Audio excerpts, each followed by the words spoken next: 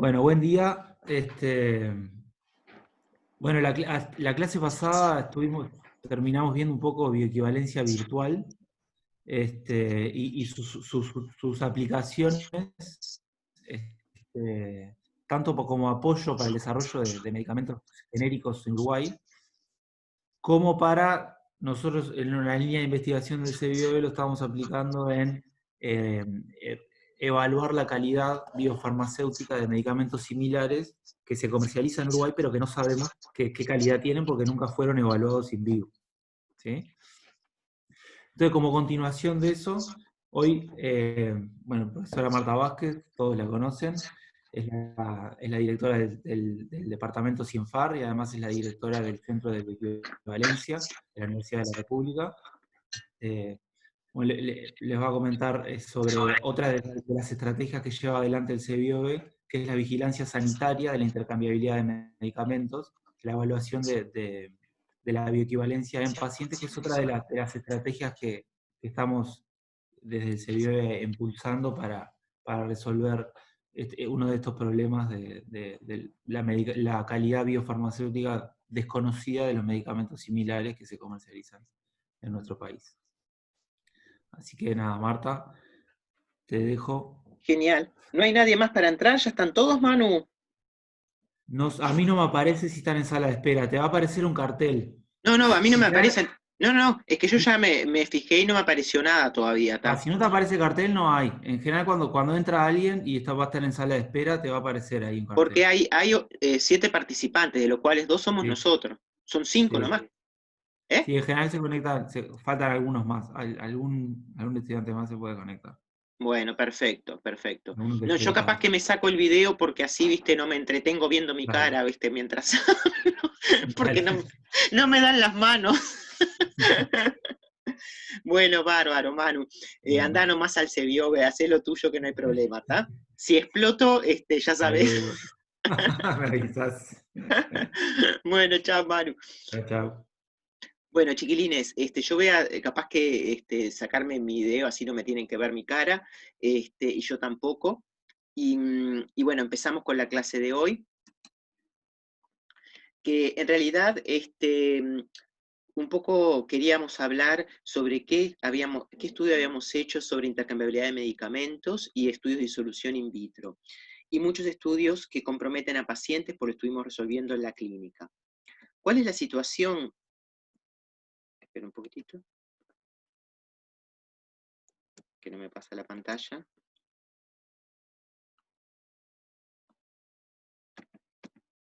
Buah. Esperen un poquitito, chiquilines, porque no me pasa la pantalla.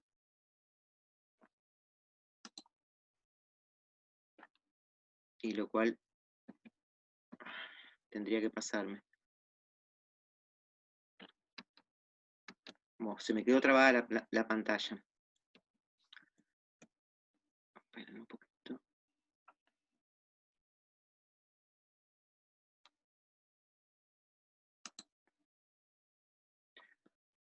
Voy a entrar otra vez a compartir la pantalla porque quedó trabadita.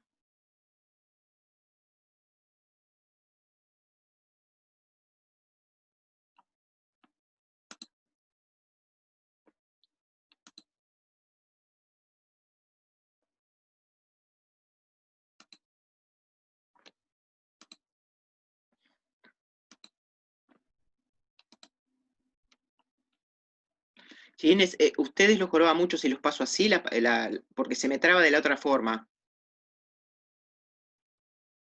¿Me van a contestar alguien? No hay problema. Sí, todo bien. ¿Lo ven bien? Sí, perfecto. No, porque de la otra forma se me está trabando y puede ser que sea mi computadora que es un poco vieja además y se me trabó un poco. ¿Tá? No hay problema. Bárbaro. Bueno, un poco lo que quería mostrarles acá es lo que está sucediendo en nuestro país con la cantidad de marcas comerciales de algunos principios activos. Como pueden ver, digamos, estos principios activos no fueron... Voy a detener acá el video. no fueron ensayados, digamos, en estudios de bioequivalencia. Y les quería mostrar, estos datos son sacados del Farmanuario, en donde, por ejemplo, el primero, para darles un ejemplo, acá el violetita, fíjense que es la quetiapina, que tenemos 10 marcas comerciales de 25 miligramos, 11 marcas comerciales de 100 miligramos y 9 marcas comerciales de 200 miligramos. Estas marcas comerciales, nos podríamos preguntar, ¿hay necesidad en nuestro país de tener tantas marcas comerciales cuando somos 3 millones de habitantes? ¿Se ha demostrado la efectividad y seguridad? Bueno, las copias que se han introducido al mercado no han sido evaluadas desde el punto de calidad biofarmacéutica. Por lo tanto, tenemos acá en el mercado, y acá le estoy poniendo otros ejemplos más, para darle algunos ejemplos nomás, medicamentos que tienen calidad biofarmacéutica desconocida. ¿tá? Esto obviamente va a llevar a una variable respuesta clínica a tratamientos medicamentosos. ¿Y qué va? Hay una mayor probabilidad que si nosotros instauramos una posología o cambiamos de marca comercial, puede haber efectos adversos, entendiendo efectos adversos por o falla terapéutica o toxicidad. ¿ya? Entonces, acá hay una cosa importante, ¿no? Cuando nosotros hablamos de efectividad y la seguridad, son dos objetivos que se quieren lograr para cuando se va a desarrollar un medicamento. Muchas veces no es el medicamento en sí el culpable de no lograr los objetivos de efectividad y seguridad, sino su uso en la práctica clínica. ¿tá? Entonces acá tenemos que mencionar el paciente, medicamento, entorno. Ya que la respuesta al medicamento puede variar por múltiples factores. Algunos son, digamos, de origen fisiológico, como puede ser la edad, el sexo, otros farmacológicos, como pueden ser las comedicaciones, pero otros de origen tecnológico, como son las marcas comerciales que contienen un mismo principio activo, ¿tá? O justamente cómo se libera el fármaco de la forma farmacéutica. Y otro es la propia patología que me puede estar incidiendo y alterar las distintas etapas en cuanto a absorción, distribución, metabolización y excreción. ¿tá? Pero acá no vamos a encarar esta clase en las diferentes marcas comerciales. O sea que el tema no está resuelto de las diferentes marcas comerciales, obviamente que no, y tampoco se avisoran muchos cambios, digamos, para los medicamentos que tienen varias copias en el mercado. ¿tá? Obviamente esto va a dar una variabilidad en la respuesta clínica, como les dije recién, ¿tá? Y esto puede llevar, digamos, a tener problemas a la hora de instalar una posología o de cambiar de marca comercial. Si nos fijamos, y esta transparencia no la tienen, la que viene ahora, esperen, admitir.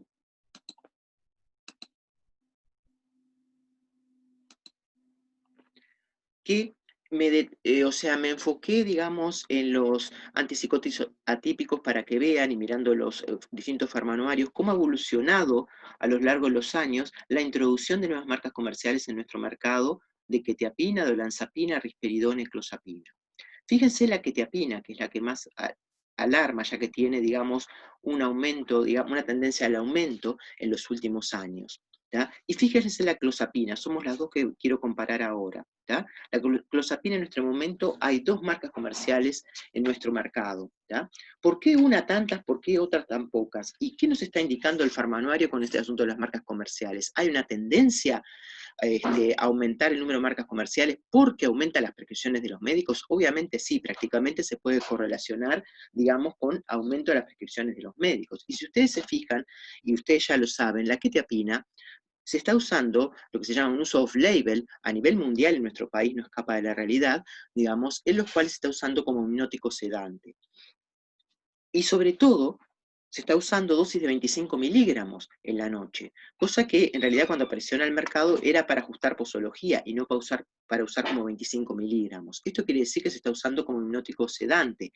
Tiene su que ver, sí, porque, o sea, lo ponían como una alternativa, siempre se trató de introducir como una alternativa a las benzodiazepinas, que o sea, como que la quetiapina tenía mejor perfil de seguridad que la benzodiazepina. En realidad, esto, digamos, no es tan así, ya que, si ustedes saben, se está usando muchísimo en la población añosa, o sea, en la tercera edad, y en la tercera edad ya hay varios trabajos de varios investigadores que a dosis bajas de quetiapina en ancianos se asocia a un mayor riesgo de sufrir reacciones adversas, sobre todo a nivel cardíaco. ¿ya? Entonces, fíjense este aumento que la verdad es, digamos, más allá de la prescripción médica que ha aumentado de la quetiapina, a esto le sumamos ¿tá? Las diferentes marcas comerciales, ¿tá? O sea, una variable más. ¿Tá? Y fíjense en la clozapina. ¿Por qué quería decir la clozapina? ¿Por qué de la clozapina no ha habido un aumento tan importante y sí de la quetiapina? Pasa que la clozapina, si bien es un fármaco, un antipsicótico muy bueno para lo que es la esquizofrenia resistente, como la no resistente, el problema de la clozapina que a partir del 2014 se decide incluir por parte de la autoridad sanitaria la clozapina dentro de la lista de medicamentos a las cuales se exige farmacovigilancia activa. Entonces, a raíz de eso, como se le tiene miedo por todos los trastornos hematológicos que la clozapina produce, es que no han salido muchas marcas al mercado. ¿tá? Si bien el hospital psiquiátrico es uno de los fármacos que usa muchísimo, con muy buena performance, en lo que es la esquizofrenia resistente. ¿tá? Pero ¿qué pasa? Hay que hacerle farmacovigilancia activa. Ahora, cuando uno dice, nos exigen de la autoridad sanitaria farmacovigilancia activa de la clozapina, ¿tá? Y de tan pocos medicamentos, son muy pocos los medicamentos que se le exige farmacovigilancia activa, ¿tá? Entonces, ¿por qué no exigimos farmacovigilancia activa a muchos medicamentos y marcas comerciales con las que convivimos diariamente? ¿tá? ¿Por qué no están vigiladas en el escenario clínico? ¿tá? Y esto es una de las grandes interrogantes, ¿no? ¿Están entendiendo por ahora, chiquines? ¿O se están durmiendo, que nadie está hablando? No, perfecto, perfecto. Ah, gracias que alguien me habla. Bueno, ¿qué pasa? Nosotros decidimos hacer un estudio de clozapina in vitro de todas las marcas comerciales o de muchas marcas comerciales de nuestro país. Fíjense que aparentemente a un pH 1,2, o sea, se disuelven muy rápidamente, o sea que parecería que no hubiera problemas entre ellas, pero igual aún así, digamos, esto lo hicimos en el CBIOBE, aún así, digamos, no está demostrada la calidad biofarmacéutica, o sea, la intercambiabilidad de esas marcas o sea, a nivel de voluntarios sanos y menos en el escenario clínico. ¿Qué pasa con el omeprazol? El omeprazol es otro de los fármacos que ustedes vieron que había, omeprazol 20 miligramos, 13 marcas en nuestro mercado. Obviamente el omeprazol, como ustedes saben, es un fármaco que es usado y que se usa y se prescribe y se produce automedicación, digamos, en forma exagerada, no solo en nuestro país, sino a nivel mundial. Por lo tanto, el número de marcas comerciales en nuestro país acompasa, digamos, a esa prescripción desmedida que hay de omeprazol. De medida que a la larga, si estamos usando todos los días omeprazol cuando no tenemos una patología de base que así lo requiera, va a producir trastornos ya sea de hipomagnesemia, fracturas osteoporóticas, digamos problemas de calcio, ¿ya? Y si a esto le sumamos que la calidad farmacéutica de la cantidad de marcas comerciales registradas en nuestro país no ha sido evaluada, obviamente va a haber una variabilidad de la respuesta clínica a tratamientos medicamentosos muy importante, ¿ya? Y sobre todo al cambiar de una marca comercial a otra. Fíjense en este estudio que tenemos que hay bastante diferencia entre las distintas marcas comerciales. Y también es importante añadir que el omeprazol tiene comúnmente, o sea, en todas las marcas, digamos, se ve un recubrimiento entérico para evitar que el omeprazol sea degradado a pH ácido. ¿Qué pasa cuando lo damos a dosis múltiple? Que ya el omeprazol, que ya obviamente el pH intragástrico va a aumentar, digamos que es la idea al dar omeprazol. O sea, ¿se mantendrá ese recubrimiento entérico a ese pH más alto a nivel estomacal? Bueno, es una cosa que el omeprazol, y es uno de los trabajos que está realizando, y capaz que Manuel ya se les comentó, que se está proponiendo, digamos, y estamos dentro de un grupo de investigación, es una actualización de este estudio, digamos, en el CELBIOBE, en el marco de una tesis de posgrado, para ver las distintas marcas comerciales en la actualidad, este estudio del 2008, cómo se están comportando. Pero fíjense, acá llama muchísimo también la atención. ¿eh? Otro estudio capaz que le comentó Manuel, el carvedilol. ¿tá? El carvedilol es un fármaco, digamos, bastante usado para lo que es, digamos, un beta bloqueante y alfa para lo que es, digamos, la insuficiencia cardíaca. Es un fármaco comúnmente más usado que la digoxina en lo que es la insuficiencia cardíaca en nuestro medio. Es un fármaco que acá tenemos todas las marcas comerciales que existen en nuestro país, ¿tá? Y acá esta es, que ahora la sacaron en nuestro país, es la, digamos, la marca de referencia, ¿no? El original. Fíjese la diferencia que tenemos entre nuestras marcas comerciales y la original. Ahora, si nosotros, digamos, nos basamos en lo que es la monografía de la USP, ¿tá? Para el carvedilol, exige que el producto disuelva al menos 80%, ¿tá? De la cantidad declarada en 30 minutos. O sea, y obviamente con el fin de cumplir esta especificación, se busca una mayor velocidad de liberación de carvedilol en medio ácido. Que nuestras marcas comerciales la tienen. Ahora, justamente la referencia no. ¿Ya? Es de extrañar, ¿no? Entonces, ¿qué pasa con una mayor rapidez? Y eso ya está demostrado a nivel clínico. Cuando hay una más rápida disolución, puede relacionarse con una mayor incidencia de efectos adversos. O sea que la referencia con todos los estudios que hizo, digamos, para salir al mercado, tiene eso muy presente, ¿ya? De eficacia y seguridad a la hora, digamos, de ver cómo se debe liberar, digamos, el carvedilol. Es más, está elaborando, digamos, medicamentos de liberación prolongada del mismo. Por lo tanto, digamos, en la que vamos a tener menos efectos adversos justamente es en la, digamos, de referencia, si nos basamos en esto. ¿Tá? Obviamente el mensaje es que desarrollando medicamentos en función de los requerimientos farmacopeicos, no sabemos cómo va a impactar la formulación en los objetivos terapéuticos. ¿Ya? Y por lo tanto, apostar a esto quizá nos llegue a no poder producir especialidades innovadoras y siempre estamos tratando de ver, digamos, cómo seguir la farmacopea. Fíjense, esto es un ejemplo de que este fármaco, el original, no siguió las indicaciones de la farmacopea, de la monografía, de la USP, para el carvedilol. Y sí lo hicieron las nuestras. Obviamente, este estudio lo siguieron, liderado por Manuel, y vieron que entre sí las similares eran bioequivalentes, no así con la marca de referencia. A ver, nosotros siempre estuvimos hablando, y esto no se lo voy a, simplemente lo tienen las transparencias, lo que significa los estudios de bioequivalencia y el objetivo de mostrar la intercambiabilidad entre productos similares. Ahora, siempre nos preguntamos, ¿qué pasa en la práctica clínica? Una vez que sorteamos el primer problema de ver, digamos, si son bioequivalentes en voluntarios sanos, obviamente, los estudios, ahora, esa equivalencia biofarmacéutica ya presupone que van a ser equivalentes terapéuticos. ¿Ya? Y acá es donde muchas veces nos confundimos, no es lo mismo equivalencia biofarmacéutica, equivalencia terapéutica. ¿Ya? Y eso hay que dejarlo bien claro. Cuando nosotros hablamos de equivalencia biofarmacéutica, bueno, tenemos in vitro, in vivo, tenemos estudio de solución y hablamos de biosensión, que ya lo han visto durante el curso, y in vivo estudios en voluntarios sanos para la comercialización. ¿Ya? Ahora, ¿qué pasa? Digamos, nosotros cuando estamos en los estudios de bioequivalencia, ¿qué es lo que estamos viendo, digamos? Sí podemos ver en voluntarios sanos si existe eventos adversos con una marca comercial o con la otra. Lo que no podemos nunca saber es si hay o no falla terapéutica, porque son voluntarios sanos.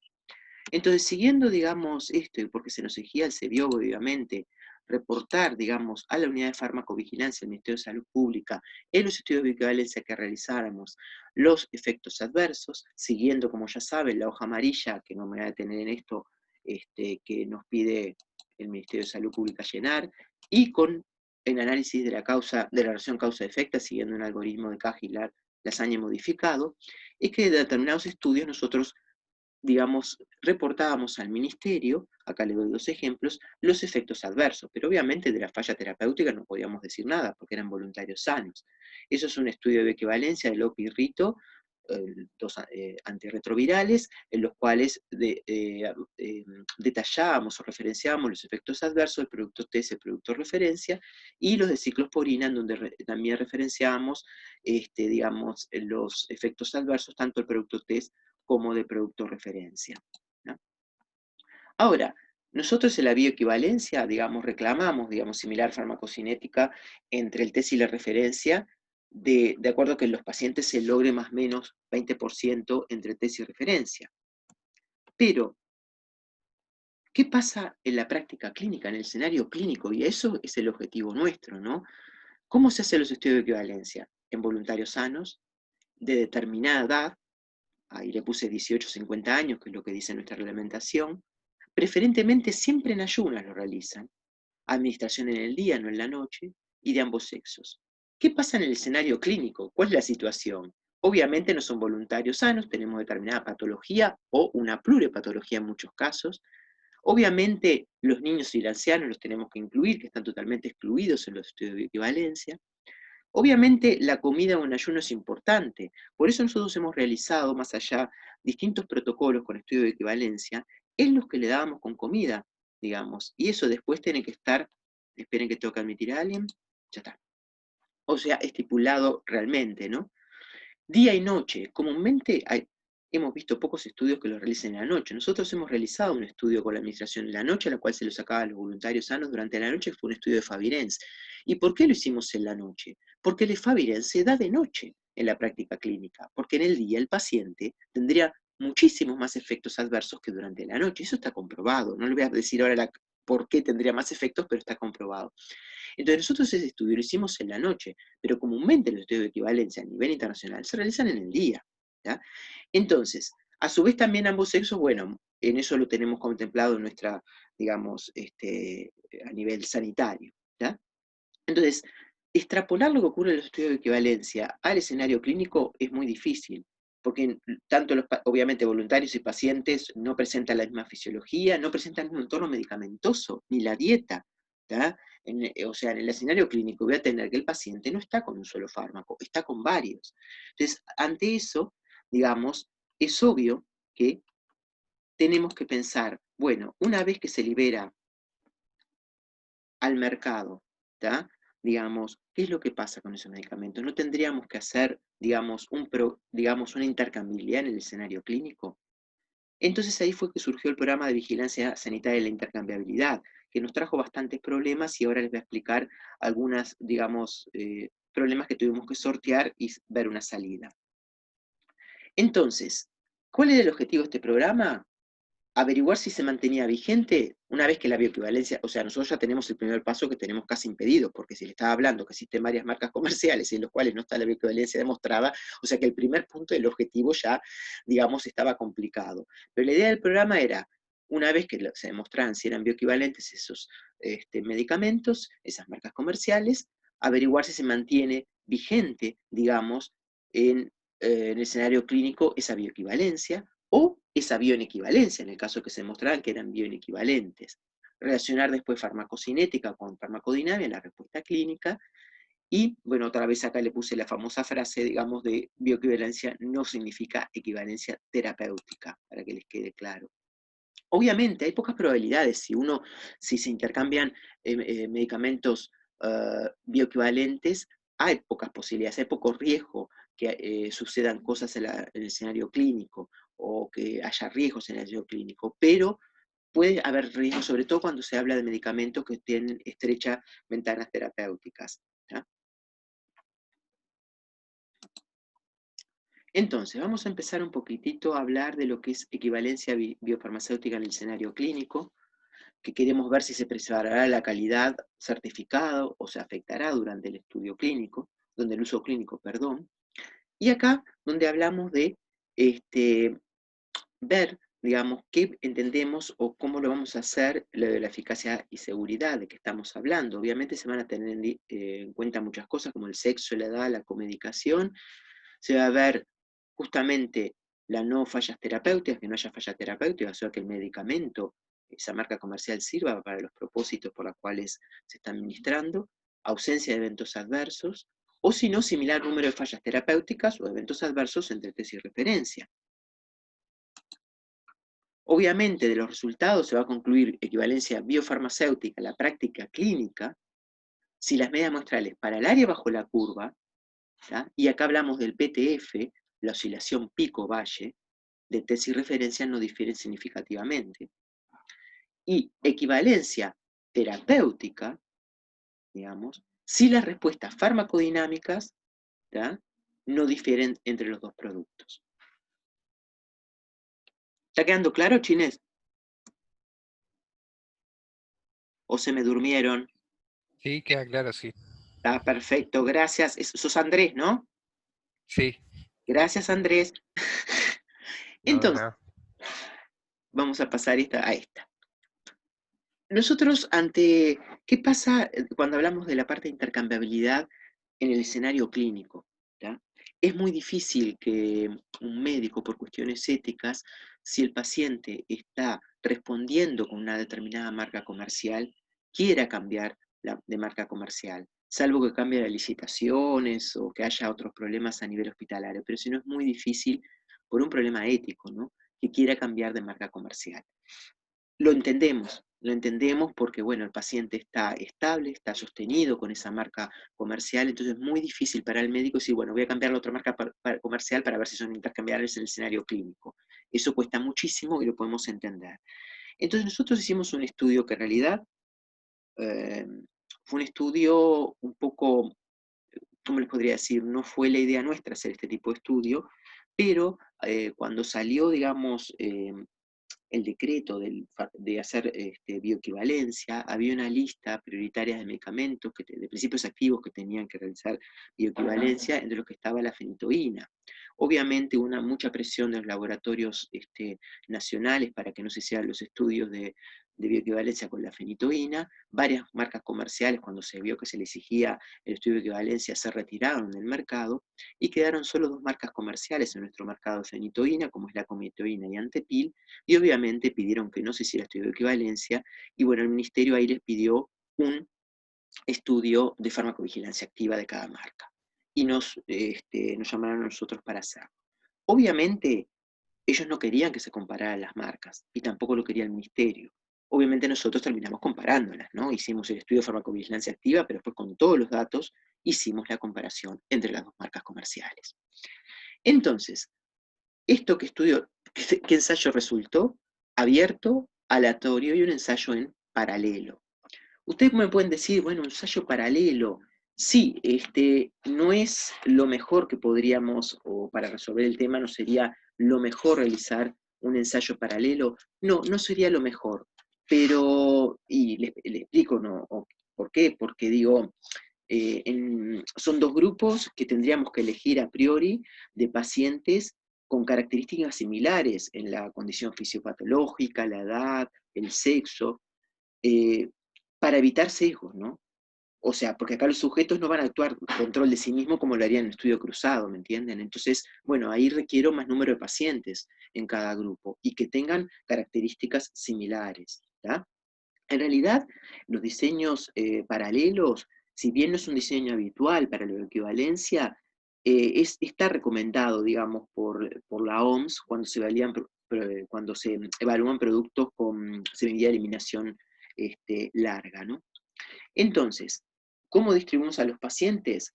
O sea, hicimos 2 grupos, uno con la marca 1 y otro con la marca 2. Uno, acuérdense que va a corresponder, y le digo con nombre y apellido, o sea, aparece en todos lados en este PowerPoint, la comitoína, y la otra marca va a ser el Antepil, y después se analizaba si había, esta es la primera parte, lo que es la farmacovigilancia, después le voy a pasar a la parte, digamos, del estudio que les estuve diciendo hoy, del diseño en paralelo.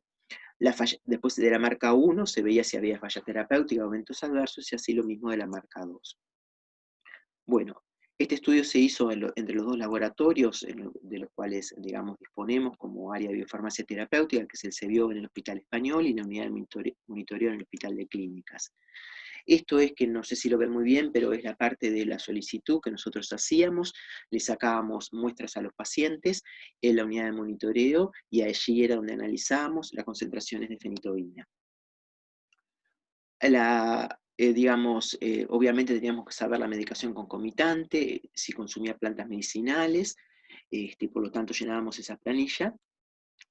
Y los parámetros, bueno, acá siguen más o menos los datos después, o sea, toda la parte paraclínica era completa, porque los pacientes en la paraclínica nos tenían que traer el funcional hepático, el hemograma, que capaz que no lo hacían en el hospital de clínica, sino ya lo tenían hecho de alguna mutualista. A su vez también teníamos que añadir electroencefalograma.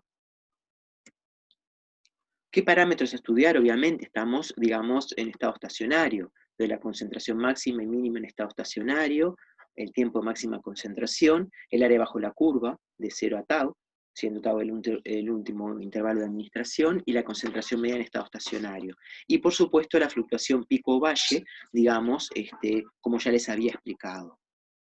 Lo primero que hicimos, que ya lo teníamos realizado, fue un estudio de solución previo a la farmacovigilancia activa, un estudio de solución entre las 2 especialidades, digamos, la Antepil, digamos, y comitoína. Como ven acá, el Antepil está en azul, tiene una disolución más rápida para Antepil que lo que es para la fenitoína, para la comitoína, perdón. Acá la Antepil a los 20 minutos hay 72% de droga disuelta, mientras que la otra a los 20 minutos prácticamente está empezando, ¿no?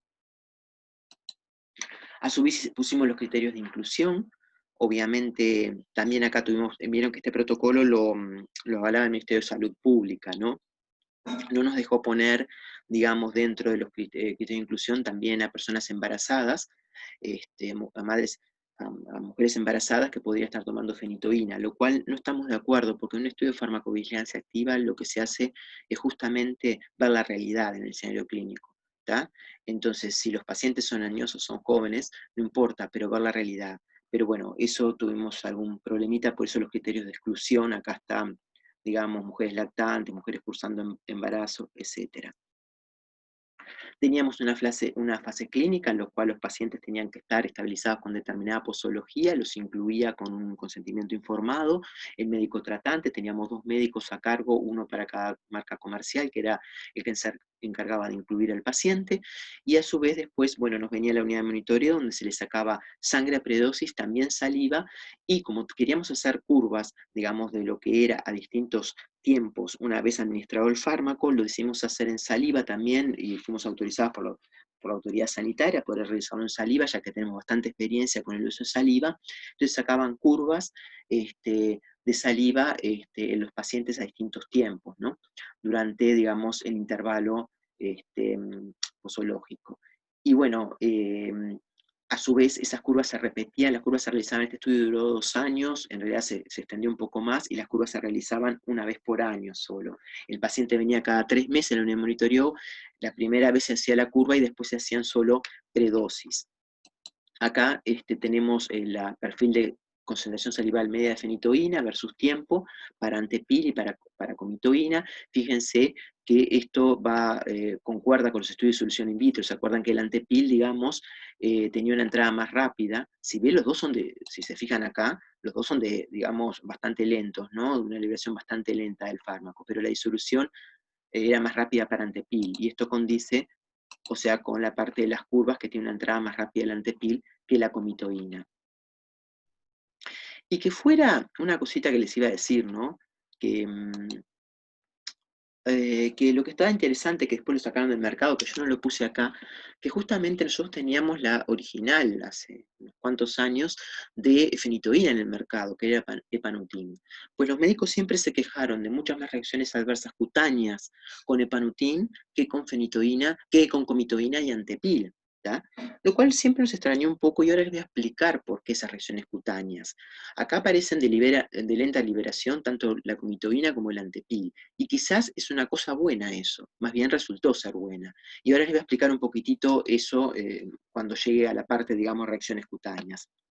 Otra de las cosas que se vio, que es algo ya claro, que tanto, obviamente, tiene una cinética, ay, perdón, me fui. Acá. Tiene una cinética no lineal, el Antepil y la comitoína, que se puede ver, digamos, en la parte roja, que son las muestras sanguíneas, no así las salivales, que eran bastante bajos, ¿no? Obviamente acá lo que le puse es que se observa la típica cinética de Michaelis-Menten. También se observa, digamos, como segundas entradas. Si ustedes ven, digamos, las curvas salivales, hay como distintos piquitos, ¿no? Digamos, como, sobre todo se ve bastante bien en el Antepil, como nuevos ingresos. Bueno, y eso es obvio que ustedes ya lo han visto en lo que es farmacología, farmacoterapia y farmacocinética, que la fenitoína es inductora, no solo inductora enzimática, sino inductora de transportadores de flujo. Por lo tanto, justamente la fenitoína puede hacer una inducción concentración local de transportadores de flujo a nivel del canalículo biliar, y por lo tanto, ¿qué hace? O sea, aumenta los transportadores de flujo a ese nivel, y por lo tanto manda más fenitoína, digamos, por la bilis hacia lo que es la parte intestinal, o sea que evita el metabolismo de la misma, y ahí en la parte intestinal se puede volver a reabsorber, ¿no? Esto podría ser, digamos, responsable obviamente de los picos o de una recirculación enteropática que digamos, recibe la fenitoína, y también de la cinética no lineal, porque la está sacando de su zona de metabolización, que es el hígado, ¿no? Es una explicación que nosotros le damos a la cinética no lineal de la fenitoína, pero bueno, eso es un paréntesis porque no venimos al caso ahora. Acá también hicimos, o sea, obviamente llevábamos el registro de todas las reacciones adversas, hicimos la imputabilidad tanto de antepil como de comitoína. Acá puse crisis, que es algo importante, porque si otra de las cosas que tiene la fenitoína, que las crisis pueden ser no una falla terapéutica, sino un efecto adverso. ¿tá? ¿Y por qué un efecto adverso? Si ustedes estamos hablando que la fenitoína es inductora de transportadores de flujo, nosotros tenemos que justamente al ser inductora de transportadores de flujo, no solo van a ser transportadores de flujo a nivel, digamos, esplácnico, sino también induce los transportadores de flujo a nivel de la barrera hematocefálica. Y por lo tanto, si induce los transportadores de flujo a nivel de la barrera hematoencefálica, da menos fenitoína, y ella sustrato obviamente esos transportadores de flujo, menos fenitoína va a llegar al sistema nervioso central. Por lo tanto, esas crisis obviamente se pueden dar con concentraciones altas de fenitoína en sangre, pero no en el sitio de acción. ¿Me están siguiendo? ¿Ah? Por lo tanto, que el paciente tuviera crisis a nosotros es algo importante porque podría ser una falla terapéutica, digamos, o, digamos, una intoxicación con fenitoína, una intoxicación más bien, concentraciones altas de fenitoína, ¿tá? Que me iban a producir que a nivel del sistema nervioso central, donde quiero que esté, las concentraciones fueran bajas.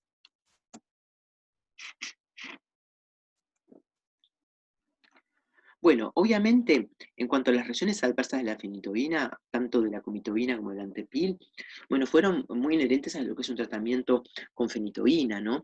Ustedes a veces hablan de la hiperplasia gingival, con fenitoína, todo bárbaro, pero la hiperplasia gingival es algo que se va a ver, y lo único que se le dice al paciente es que se tiene que cepillar bien las encías, que sangren, digamos, para evitar esa inflamación, ¿tá? Entonces,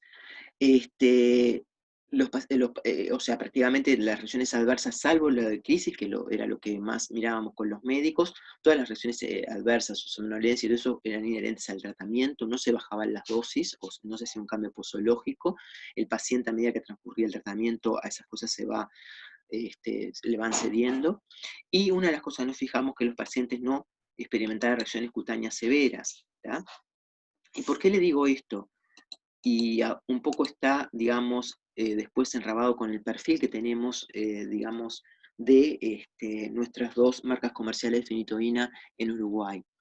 Fíjense, la fenitoína, ¿por qué aparecen reacciones cutáneas con la fenitoína y con muchos otros fármacos? En realidad, siempre estas reacciones cutáneas están relacionadas en el metabolismo de un fármaco con la formación de un arenóxido. ¿Vieron acá el epóxido? De acá, acá. Eso es un arenóxido que es un reactivo bastante inestable, ¿tá? Pero que si hay acúmulo de este reactivo puede haber distintos tipos de daños celulares, y uno se manifiesta con reacciones cutáneas, ¿no? Este epóxido enseguida después es, digamos, sacado del organismo, degradado o desintoxicado por una epoxihidrolasa. Nosotros lo que hicimos fue mirar la parte genética también para ver, ustedes saben que las dos isoenzimas más involucradas en el metabolismo de la fenitoína es la 2,19 y la 2C9 y la de la epoxihidrolasa. ¿tá? Ambas formulaciones se comportaban, y acá veíamos el metabolizador si era intermedio, pobre o extenso. Ambas formulaciones, si ustedes ven, se comportan como de liberación lenta. ¿tá? Y a su vez, a nivel, digamos, a veces las reacciones cutáneas, si no son severas, aparecen a los primeros, no sé, semanas de iniciado el tratamiento y después desaparecen. ¿Y por qué? Porque también la fenitoína es una inductora, como le estábamos hablando. ¿tá? Entonces va a haber, debido al poder inductor de la fenitoína, menos exposición al metabolito tóxico porque también induce la epoxihidrolasa. ¿tá? O sea que en el tratamiento crónico, si no aparecieron manifestaciones, es más difícil que aparezcan. Sí al inicio. ¿Y por qué le digo que es importante? Y nosotros lo vimos con otro estudio, ¿tá? En los cuales, o con otros pacientes, mejor dicho, que no estaban ingresados en este estudio.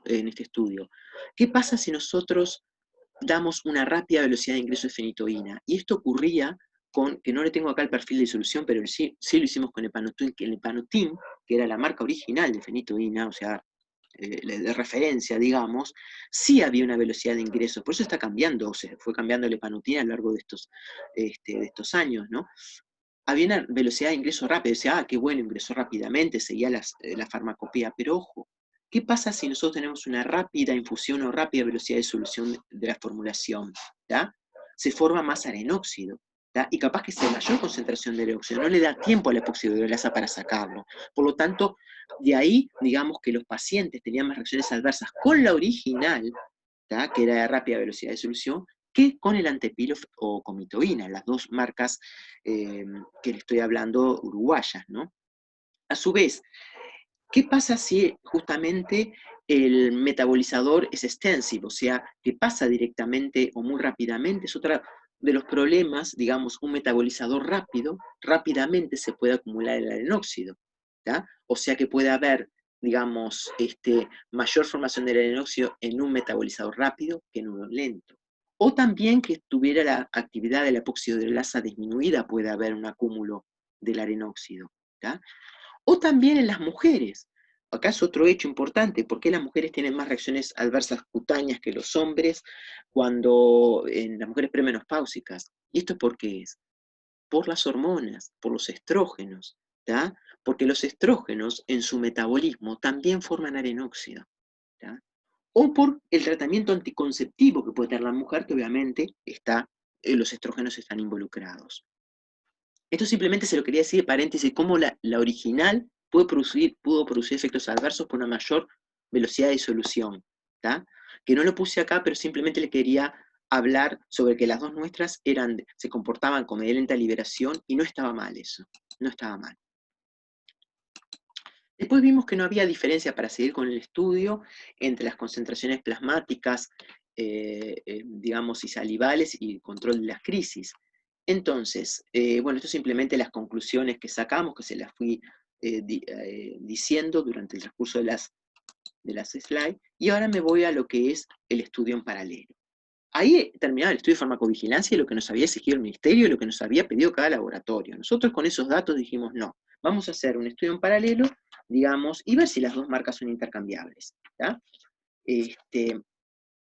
Entonces, obviamente con los datos salivales se realizó este estudio de bioequivalencia, diseño en paralelo, con una evaluación repetida de la exposición al fármaco, tal cual lo estuve exponiendo, ¿no? O sea, se hacía una curva al primer año, otra curva al segundo año, ¿no?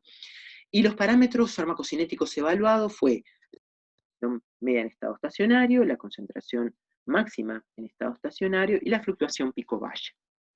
Acá tenemos. ¿tá? Lo que hicimos fue, acá en la tabla, vamos a ver que, bueno, se calcularon el intervalo de confianza al 90% para la relación de medias geométricas de cada marca, utilizando la varianza residual y utilizando la varianza total. ¿tá? Obviamente, cuando se utilizó la varianza residual, vamos a ver que el intervalo de confianza, en el caso de la concentración media en estado estacionario y la concentración máxima, digamos, eran más estrechos, ya se usaba la varianza residual. Esto nos hizo poder incluir el intervalo de confianza obtenido de la varianza residual dentro del intervalo de bioequivalencia de 0,8 a 1,25, que no hubiera sido posible utilizando la varianza total. En cuanto al PTF, la oscilación pico-valle, fíjense acá que ni aún utilizando la varianza residual, podíamos introducir intervalo de confianza dentro de lo que es el intervalo de bioequivalencia. Por lo tanto, vimos que la OMS ha aceptado un intervalo de equivalencia más amplio, digamos, cuando hay un alto coeficiente de variación intrínseco, que fíjense acá, no sé si lo llegan a ver, que es 53,2, que es bastante alto, y para este caso, de acuerdo a la OMS, se podría ampliar, digamos, de 0,7 a 1,45, que es el caso que tengo acá en azul. ¿ya? Por lo tanto, en ese caso sí se podría incluir el intervalo de confianza, el 90%, dentro de ese intervalo de equivalencia. Por lo tanto, la conclusión que nosotros llegamos fue que este diseño en paralelo nos ayudó a referenciar que ambas marcas, o a demostrar que ambas marcas eran equivalentes biofarmacéuticos en el escenario clínico, ¿ya? Y la eficacia y seguridad no diferió entre las dos marcas, por lo tanto también son equivalentes terapéuticos. Es un trabajo que obviamente duró 2 años y algo, ¿no? El trabajo fue bastante arduo, pero creo que fue muy importante para poder, digamos, tratar de imponer ensayos paralelos cuando se habla de pacientes y no de intercambiabilidad. ¿Acá me van siguiendo o se están durmiendo, que no les veo la cara? ¿Alguien me va a contestar? Sí. Bien, bien, bien, perfecto. ¿O están durmiéndose totalmente? Yo tengo una No, no, en consulta. absoluto. Ah, está. Decime, no sé quién habla, pero no importa, vos háblame nomás. Eh, cuando hicieron el estudio anterior, ¿con qué comparan el Antepil y la comitoína? O sea, para hacer los intervalos de confianza, ¿entre ellos mismos o con la marca original? No, fue entre ellos mismos. Acá, espérate que capaz Ah, que lo pasé muy rápido. ¿Viste donde acá dice A ok. sobre, acá sobre A Ah, sobre da. C? ¿Sí? Sí, sí. No, con la marca original les conté como anécdota, no la quise poner, porque con la marca original no hicimos el estudio en paralelo, lo hicimos entre ellos, ¿sabes? Ah, bien, bien, bien, bien. Y en realidad ni se nos había pedido esto lo hicimos no sé, de guerrilleros que somos nomás, porque en realidad lo que habían pedido era farmacovigilancia activa con una marca y farmacovigilancia, no querían la comparación en ningún momento. Igual las comparaciones les resultó bien, a los laboratorios, porque eran intercambiables, ¿no? Pero más que a los laboratorios, la comparación estuvo buena como el objetivo del paciente cuando cambia de marca comercial, ¿entendés? Claro. Como que no Sí, iba a sí. haber problemas, ¿tá? Entonces, fue un diseño diferente, ya digo, o sea, comúnmente los diseños en paralelo es para aquellos fármacos de semilla de eliminación larga. Fue un diseño que no sé, el ministerio no vio este diseño, a pesar que lo publicamos y todo eso, porque no era lo que nos pedía el ministerio, ¿tá? Pero lo queríamos saber para saber si las marcas eran intercambiables en la práctica clínica, ¿sí? Entonces las comparamos entre ellas, ¿tá? Es que ya el original lo habían sacado del país, ¿tá? Y Claro. ya estaba en duda. Y aparte el original, después de que vimos esa rápida disolución y los efectos adversos cutáneos, ni siquiera me animaba a hacer un estudio con el original. Ok, sí, sí, se entiende. ¿Sí? Está. Sí, bien, gracias. No, de nada. Ustedes córtenme cuando quieren. Yo vieron que si no hablo y les dejo la cabeza tipo bombo. Bueno. Marta, perdón, Sí, este decime. sería un caso como extraño, ¿no? Que el medicamento originador aparentemente dé más problemas clínicos que copias aparentemente no bioequivalentes previamente, ¿no? O sea, me suena como algo Sí, y mirá, singular, ¿no? no, mira, nosotros ya lo hemos notado, lo que pasa es que, claro, como acá no se hacen estudios, uno a veces se quiere, mirá que después se retiró acá del mercado Panutín y creo que en Estados Unidos estaba ya, digamos, viendo lo de hacerlo de liberación prolongada y todo eso, porque en realidad sí estaban ocurriendo más reacciones cutáneas, ¿viste? Más problemas de efectos adversos. No es tan raro a veces, por ejemplo, con el efavirenz, te diría que nosotros cuando hicimos el estudio, que por supuesto no la aprobaron, bueno, no quiero contar la historia de Favirén porque como quedó grabada, capaz que todavía después me va en contra, digamos, pero el Favirén cuando hicimos el estudio, el test tenía una concentración, una Cmax más baja, y los efectos adversos de el efavirenz es por la elevada Cmax que tiene, ¿tá? Todos esos niveles adversos que dan, sobre todo a nivel del sistema nervioso central, como las alucinaciones, el nerviosismo, etcétera, etcétera, del efavirenz. Se da mucho más con el original que con la marca testeada que habían desarrollado igual en nuestro país. Pero a veces a la gente no se le puede hacer entender algunas cosas, entonces, bueno, está. Pero no es del todo extraño, y por eso el efavirenz también se trata de evitar el Cmax, ¿me entendés, Francés?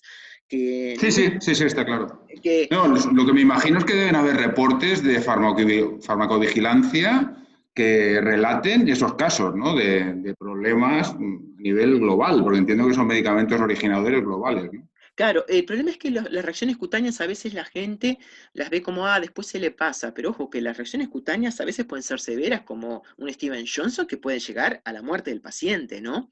Y Claro, claro, claro. como están referenciadas para los anticonvulsivantes, la gente, los anticonvulsivantes pueden producir esto. Sí, nosotros quisimos ir más lejos, nosotros hicimos todo un estudio de reacciones cutáneas que no, no viene al caso, ¿no? Pero quisimos ir un poco más lejos y decir, ¿cuál es la causa de las reacciones cutáneas? ¿Está? porque, digamos, y bueno, y sobre todo a nivel de lo que son anticonvulsivantes, es la formación de ese arenóxido, que lo estuvimos investigando bastante, y de las reacciones cutáneas, ¿no? Entonces, claro, ¿qué vimos? Porque nos pasó cuando la fenitoína la daba por vía intravenosa, que es otro de los métodos que da fenitoína, sobre todo a nivel, digamos, de emergencia, era más factible que ocurrieran en reacciones cutáneas, ¿ya?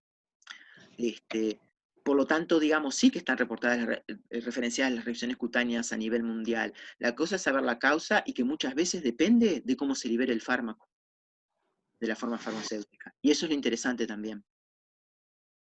Perfecto, muchas gracias, Marta. No, por favor. Bueno, entonces ahora les voy a mostrar esto que sería, digamos, la panacea, porque yo les hablé de un ensayo clínico en paralelo. Esto es un ensayo clínico aleatorio y cruzado. Sería lo que nosotros estamos, digamos, tratando de, digamos, de decir que sería lo mejor en cuanto a hacer, digamos, la intercambiabilidad en el escenario clínico. Este estudio en realidad nos lo dieron a nosotros para analizar. El estudio no lo hicimos nosotros, pero tenían todos los datos y lo analizamos nosotros. Hicimos todas, digamos, las cuentas y toda la parte estadística, ¿no?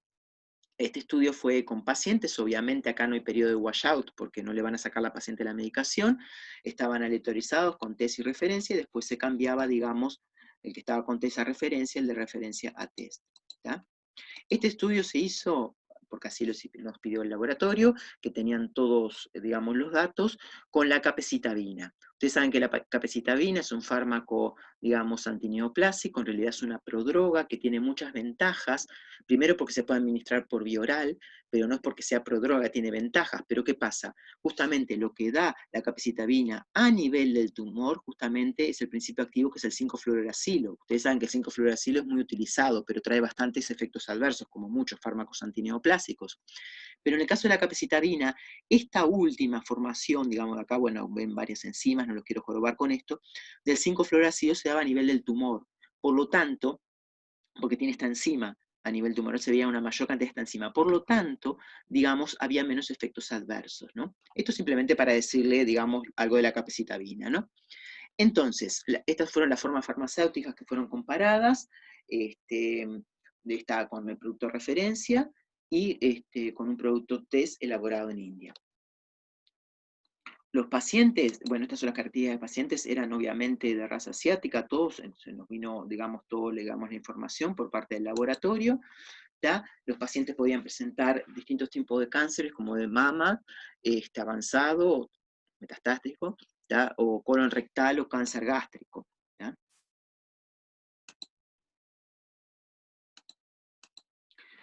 Vimos la incidencia de eventos adversos, que también se referenciaba, digamos, tanto del test como la referencia, ahí tenemos 3 y 1, digamos, esos son los valores que nos dimos. Después hicimos los parámetros farmacocinéticos por tratamiento, tanto, digamos, para el tratamiento con el test como la referencia. Acá está el área bajo la curva, acá está la semilla de eliminación, la constante de eliminación.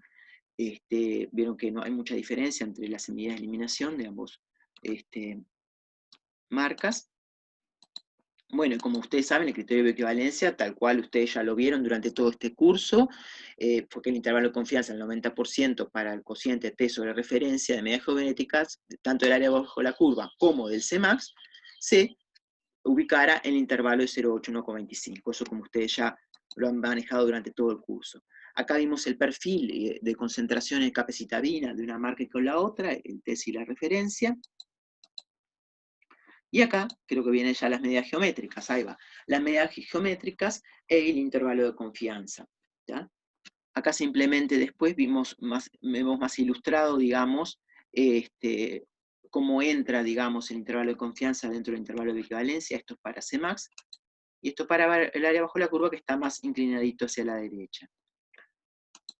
Ahora, con estos resultados pudimos concluir que los comprimidos de capecitabina, tanto test y referencia, son bioequivalentes en el escenario clínico, o sea, en el escenario clínico, porque está hecho con pacientes.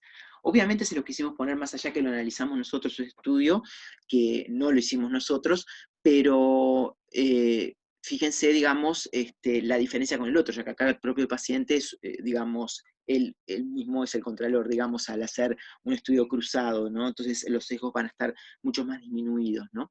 Simplemente esto es lo que queríamos llegar con el estudio de intercambiabilidad de escenario clínico, aunque entendemos a los médicos de que podría ser poco ético, digamos, realizar este tipo de estudios, ¿tá? Por eso el diseño en paralelo nos parecía como algo, digamos, como novedoso. Bueno, ahora les voy a hablar un poquitito de determinados estudios que en realidad los hicimos con un paciente, en algunos casos, sí hacíamos estudios de solución in vitro, pero en algunos casos lo hacíamos porque habían habido problemas a nivel, perdón, de los hospitales y nos traían, digamos, ese problema hacia el CBIOBE para analizarlo, ¿no? Uno es lo valproico. Ustedes saben que nosotros hemos trabajado mucho con ácido valproico. El ácido valproico tenemos el de Abbott, conocido por todos ustedes, en los cuales es un delay release, pero bueno, tiene unas oscilaciones pico-valle importantes. Este sería, digamos, una simulación de, digamos, del convencional, no es convencional, pero digamos, prácticamente, digamos, las oscilaciones pico-valle den muy bien. Y después el propio Abbott había hecho, le digo con nombre, apellido, laboratorio, había sacado al mercado una liberación prolongada que se da cada 24 horas.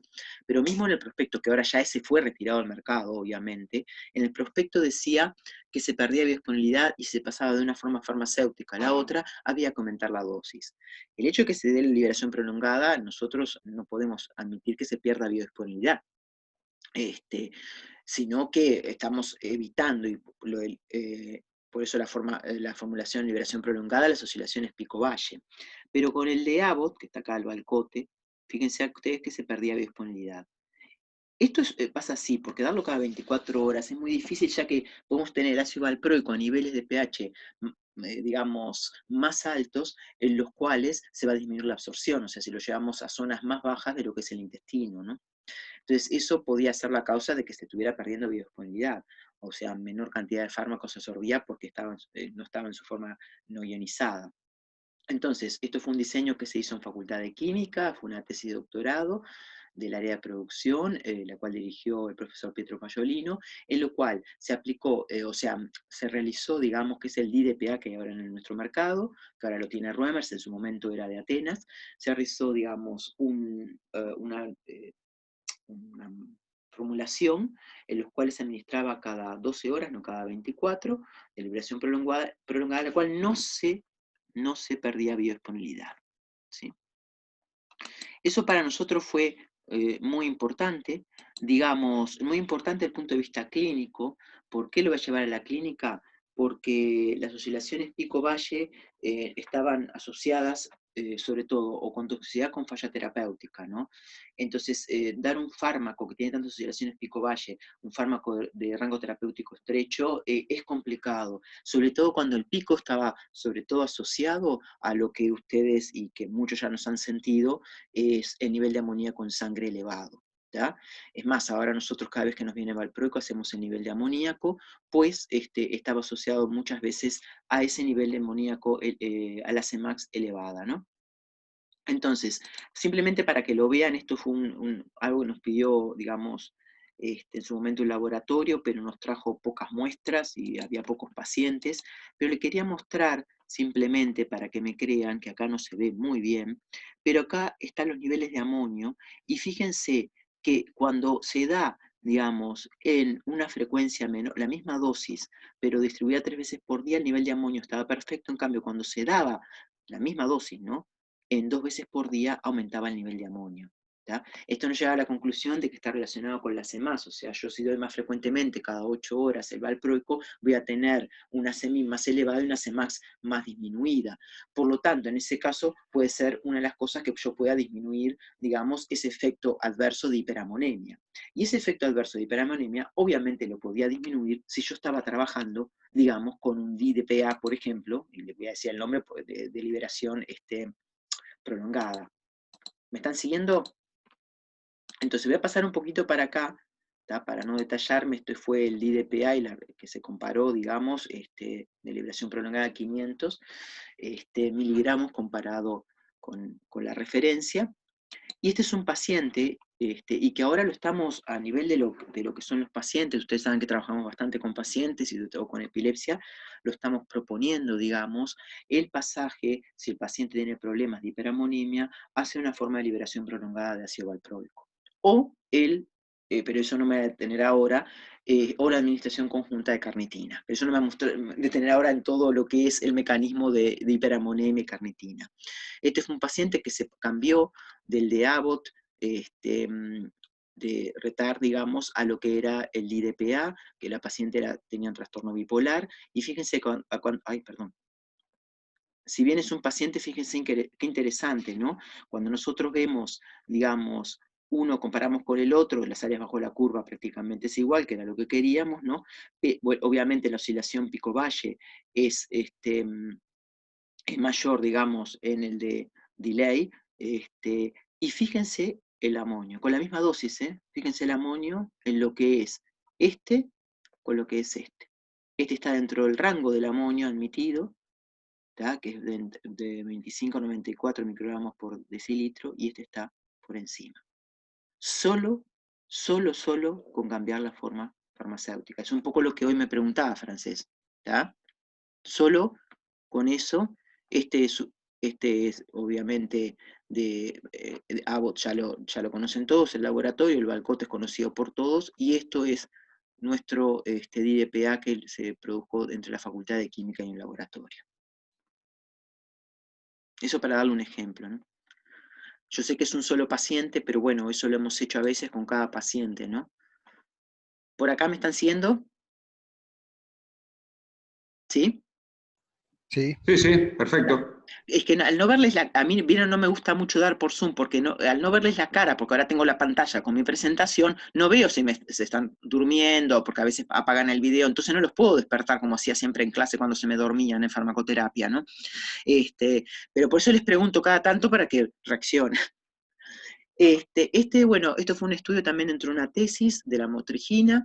¿Y por qué se hizo ese estudio? Bueno, a nivel del Hospital Vilar de Bo, donde se usa la motrigina para determinadas patologías psiquiátricas,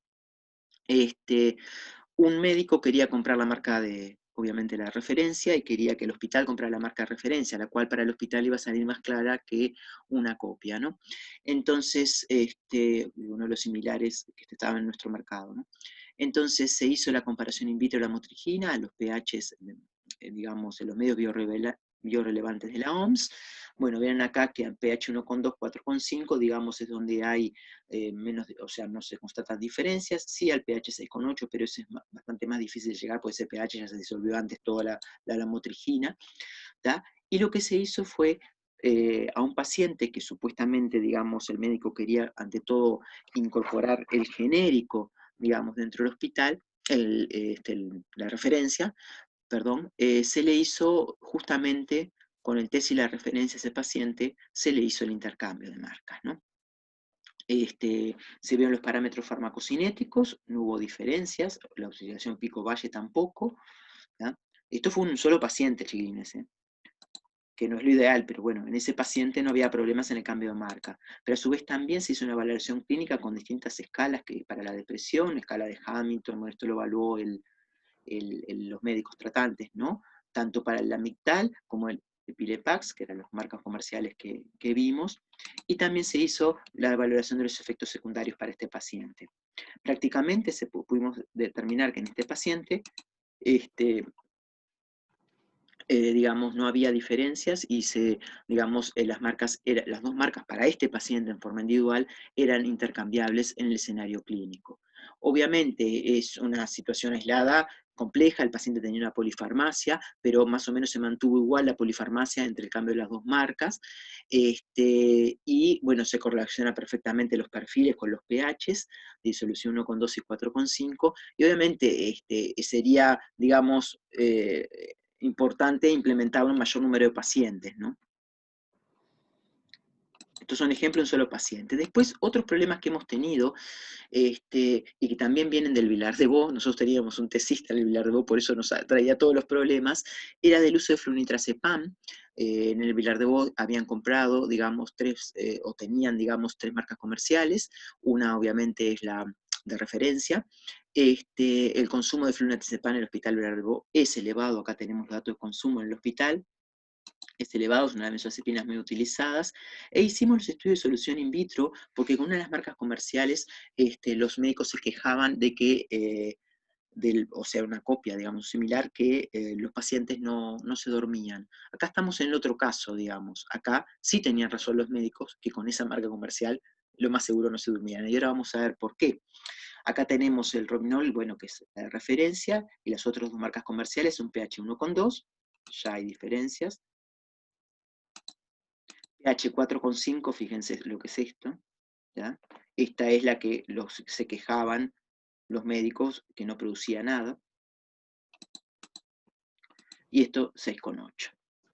Obviamente después, esto no lo hicimos en vivo, pero sí sacando estudios, digamos, en voluntarios sanos de diversos trabajos, papers publicados por otros investigadores, vimos y pudimos hacer los perfiles a lo que pasaría, digamos, las concentraciones del tiempo. Fíjense, la roja es la marca que ha tenido problemas, fíjense, digamos, en B, que sería con el medio de pH 4,5, fíjense las concentraciones, ¿no? Y en cuanto hablamos de intensidad, que había un, perdón, acá, que hablaba de la intensidad de sedación, y lo pudimos también sacar la referencia, fíjense, acá, la intensidad de sedación, prácticamente nula. ¿Tá? Obviamente esto aclara perfectamente que quizás si se hubiera realizado un estudio como se tendría que haber realizado de bioequivalencia, obviamente hubieran dado bioequivalentes, digamos, al menos la marca, digamos, una de las marcas, la que está en rojito, digamos, con respecto a la referencia, ¿no? Y no tendría que haber ni ingresado, digamos, a nuestro mercado. ¿Tá? Eso es lo que o sea, lo que les mostramos las consecuencias clínicas que puede traer todo esto al no realizar los estudios, ¿no?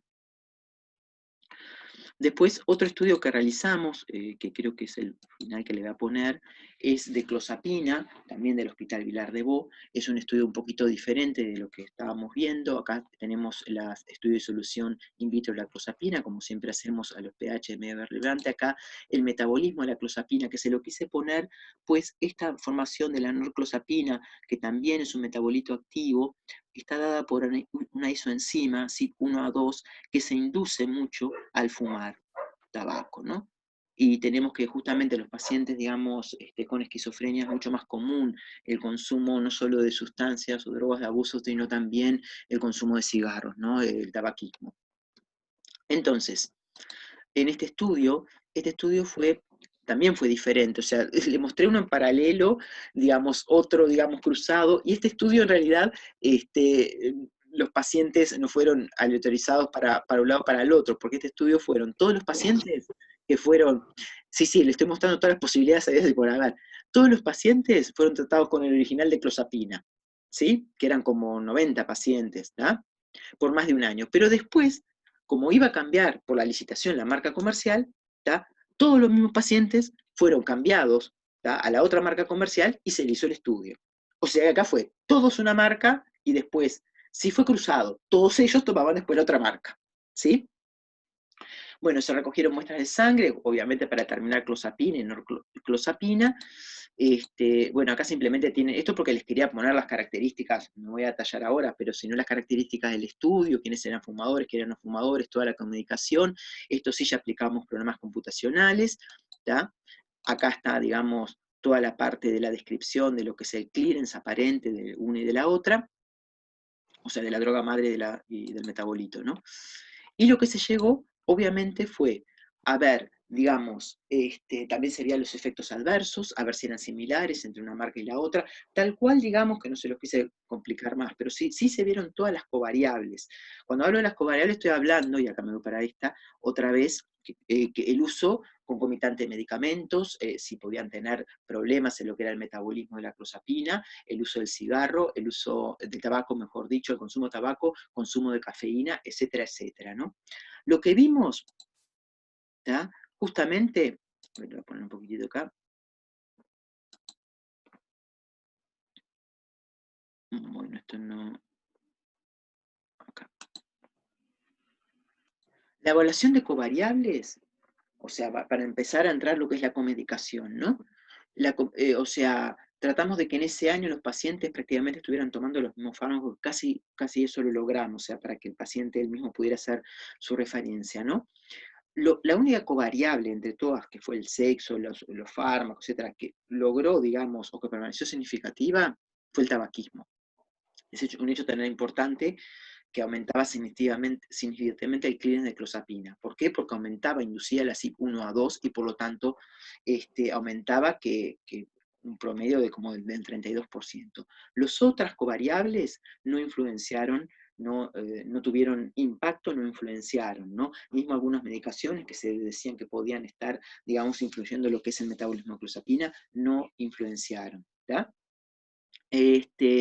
O sea, acá se utilizó un modelo poblacional farmacocinético y fue importante porque se realizó un estudio de disponibilidad comparativo con un solo dato, que eso, una solo observación por sujeto es bastante complicado, ¿no? La biodisponibilidad relativa que estaba más arriba fue estimada de 0,892, ¿tá? Los mismos efectos adversos, ¿tá? Y esto anticipa, ¿tá? Ante los estudios in vitro que nosotros hemos realizado y el modelo farmacocinético, a pesar de pocos datos, o sea, teníamos muchos pacientes, pero con una sola observación por sujeto en cuanto a las concentraciones, ¿no? Pero esto podría anticipar que estas marcas podrían ser, uniendo todo, bioequivalentes en el escenario clínico también, ¿tá? Pero fue otro estudio diferente. Entonces, bueno, la idea es que estos fueron todos estudios que fueron pedidos, algunos por la autoridad sanitaria, como el de fenitoína, otros fueron, digamos, realizados dentro de investigaciones o en el marco, digamos, de proyectos, otros fueron pedidos por los distintos hospitales ante fallas terapéuticas o efectos adversos, ¿tá?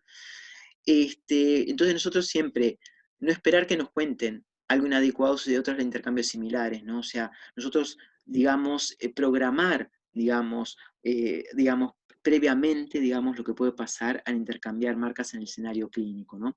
Porque si no, siempre vamos de atrás, porque los problemas, ya los efectos adversos de algunos pacientes o la falla terapéutica ya se estaba dando y los pacientes seguían recibiendo esa marca comercial o a veces aumentaban la dosis para poder llegar a una sedación que a veces era mínima, ¿no? Entonces, creo que era simplemente mostrarle que, o concluir, que obviamente con los estudios de disolución voy a ver la intercambiabilidad in vitro, ¿no? Estudio de equivalencia en voluntarios sanos, equivalencia biofarmacéutica. Equivalencia terapéutica solo en pacientes. Viendo obviamente el sexo, la edad, la hora del día de administrar, con comidas o sin comidas, etc. Bueno, yo no tengo más para decirles, chiquilines, salvo que ahora abro las preguntas, ¿no? Porque creo que tenemos tiempo. Yo no sé, ¿ustedes más o menos son 1 hora y media que tienen clase? Aproximadamente, más o menos. Da. A veces más, a veces menos. A veces más, a veces menos. Bueno, hoy fui bastante rapidito, pero quiero que ustedes me hagan preguntas si les quedó claro, si no les quedó claro. A mí me quedó una consulta del último. ¿Del último de clozapina? Sí. No. Sí, sí, sí, sí. Ta. Decime. El uso, o sea, que tengan adicción al tabaco y que se genere una predisposición, o sea, para la ruta metabólica de la CYP1A2, ¿Mm? ¿eso te da mayores efectos o menos? Porque al ser un metabolito activo, ¿cuál es la No, sí, relación? no. En realidad, muchos de los efectos adversos están relacionados con ese metabolito, ¿no? No, te podría dar, o sea, fallas terapéuticas porque tenés menos clozapina, ¿sí? Ajá, Por un lado, ¿no? Por otro lado, más efectos adversos, porque tenés más metabolito, porque en realidad el clearance del metabolito vimos que no varió, o sea que ahí prácticamente el metabolito no se estaría induciendo. No era que se fuera más metabolito, ¿sí? claro. ¿Me estás entendiendo? Solo actuaba Sí, en, sí, sí. en el primer paso, ¿no? Claro, en Porque la formación. del metabolito. Exactamente. En estos pacientes, bueno, un poco quisimos ver qué pasaba, porque en realidad había unos cuantos fumadores. En realidad, la falla terapéutica no se dio, las concentraciones igual siguieron, vieron, las concentraciones estaban siempre más o menos dentro de las concentraciones que se piden en el rango terapéutico, a pesar que nosotros el rango terapéutico es algo poblacional. Pero no se dio la falla terapéutica, pero es algo a tener en cuenta, ¿no? Porque donde está muy en el borde del paciente, está fumando, puede darse la falla terapéutica, y pueden darse más efectos adversos. ¿Tá? Claro. No se dio en estos pacientes, pero es algo que hay que... fue como una farmacovigilancia que se le hizo a estos pacientes activa, ¿no? Que fue también casi por 2 años, ¿no? Porque se le hizo efectos adversos, se le hizo, digamos, las concentraciones, se le hizo, digamos, los test. No puse todo acá porque, digo, es un poco de... Pero simplemente sí, claro que sí. Y es algo a tenerlo Claro. muy en cuenta. ¿Tá? Sí, Mirá sí. que la parte de fumadores, primero porque se da mucho en ese tipo de pacientes, porque eso ya nos decían todos los psiquiatras de Vilar de Bo, que es muy común el fumar y tomar mucha cafeína, ¿no? Pero, porque podés justamente vos, al estar fumando, tener falla terapéutica, y si todavía le decís que no fume el paciente porque querés ser bárbaro y indicarle lo que tendría que hacer en su vida, todavía se deja de fumar de golpe, todavía después tenés una concentración más elevada de clozapina, ¿me entendés? Claro. O Sí, sea, sí. que hay que manejarlo muy, muy con cuidado eso. ¿Tá? Ojo que nuestro estudio no escapó de lo que ocurre internacionalmente. Ya hay varios estudios de clozapina que sí manejan, digamos, el tabaco y le dan más o menos los mismos resultados. O sea que en ese aspecto tuvimos más o menos los mismos resultados. ¿Sí? Bien. Muy bien.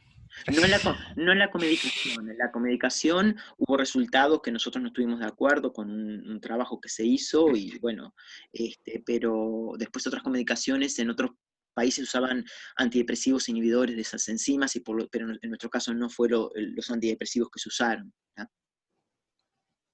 Ok, bien, bien. Marta, una consulta. Dime. El tema farmacovigilancia activa, ¿cómo se maneja a nivel global? ¿Es una decisión de país? ¿Hay alguna armonización al respecto? Mira, ¿Cómo salió. se maneja eso? Sí, mira, no. El tema de farmacovigilancia activa, yo no quiero seguir tirando porque siempre, viste, la autoridad sanitaria a mí va a llegar un momento que me va a matar, ¿no? El tema de farmacovigilancia activa surgió y salió, digamos, una exposición a nivel del Ministerio de Salud Pública en el 2014 y exigía farmacovigilancia activa, pero te voy diciendo que no estoy de acuerdo tampoco con esa farmacovigilancia activa francés, ¿no? Para que sepas también que no estoy... Una farmacovigilancia activa para algunos fármacos. Uno de ellos era la clozapina. Yo no me acuerdo ahora cuántos hay, pero ponele que haya 8, ¿no? Unos pocos fármacos. Uno de ellos es la clozapina. Los que ellos tienen más miedo de que pueda pasar algo, ¿está? Entonces, la clozapina, todo bárbaro. Firmás, haces la farmacovigilancia activa, para ellos es firmar, firma el paciente, firma el médico, y pedir el hemograma. Y punto. Eso no es farmacovigilancia activa por definición. ¿Me entendés, francés? Sí, sí, sí. O sea, que esa farmacovigilancia activa es hacer un hemograma. Bueno, ya si a esta altura un médico que está dando, digamos, determinados fármacos no sabe que hay que realizar un hemograma, ya es complicado. ¿Tá? Es lo mismo que me digas que doy un valproico, no hago un funcional hepático, ¿viste? Claro, claro. Entonces, es tan ridículo eso, el seguimiento sanguíneo, claro que lo tienen porque saben que es un efecto adverso que puede ser complicado, obviamente, pero hay muchos efectos adversos complicados, tantos a nivel cardíaco, a ver si le piden un electrocardiograma para muchos fármacos que están tomando los pacientes, no se lo piden. ¿Y cuántos fármacos aumentan el intervalo QT y producen la muerte de los pacientes? Muchísimos. Entonces, viste cuando hay esas incoherencias, ¿no? Y tampoco llamarle farmacovigilancia activa a algo que no es farmacovigilancia activa. Implica mucho más, implica un seguimiento muy estrecho del paciente, la comedicación, o sea, implica un equipo que esté trabajando en eso, no un médico que firme. Claro, claro, Entonces, claro. ya partimos de la base que yo no estoy de acuerdo con el principio de farmacovigilancia activa, digamos, que impone el ministerio, ¿no? Eso no es en ningún lado farmacovigilancia activa, y tampoco lo saca en nuestro país. O sea, es una exigencia que piden, pero de ahí llamarle farmacovigilancia activa, no sé. Sí, es muy discutible, ¿no? Es bastante discutible, sí, bastante. Yo No, personalmente lo que intentaba era si tenéis algún dato de cómo se manejaba más allá, ¿no? De lo que es a nivel local. No sé cómo lo podemos. Otra sí, autoridad sanitaria. por otras autoridades sanitarias, no sé a nivel, digamos, en otros países sí se hace farmacovigilancia. Obviamente la farmacovigilancia activa requiere plata, requiere, digamos, infraestructura para realizarla, pero en otros países sí se hace farmacovigilancia, digamos, se va siguiendo a los pacientes, digamos, por años en ensayos clínicos de determinados principios activos. Sí, sí, sí. Y eso a nivel de Europa estoy segura. Bien, perfecto, gracias. No sé a nivel de España, vos francés, capaz que tenés una idea de a nivel de España, No, si se hacía o no, digamos, o a nivel de no, Europa. me ha generado la inquietud y lo voy a investigar un poco, sí. Porque yo comprendo que eso sí debe, o sea, lo deben de hacer, porque digo, no, hay estudios, hay unos cuantos estudios sobre farmacovigilancia y sobre distintos, que duran años, ¿viste? Años. Porque tampoco es determinada en un día, ¿no? O sea, vos tenés que seguir al paciente por un tiempo determinado, ¿está? Con determinado principio activo para saber todo ese principio activo, ¿no? Sí, sí, que hay que ver también la implicación de los laboratorios en todo eso, no solamente la autoridad sanitaria, sino que No, son claro, porque los las dos laboratorios... partes. Exactamente, porque los laboratorios también lo hacen. Capaz que los laboratorios lo hacen más, mucho más estrictos en este momento que los que estuviera haciendo la unidad de farmacovigilancia del ministerio, porque lo hacen mucho más seguido, porque le piden internacionalmente que lo hagan. Claro, deberían. Es que los laboratorios siguen sus productos, porque internacionalmente tienen que dar reportes, Claro, claro. ¿sí? Entonces siguen sus productos, pero yo estoy hablando de cuando son copias o similares que no siguen, ¿no?, los principios activos. Fíjate ese que mostré el flunitrazepam, eso fue un horror. El que daba esa marca comercial que no daba efecto. Sí, sí, tremendo, tremendo. El dato Ojo, es, bueno, y rompe los eso, ojos.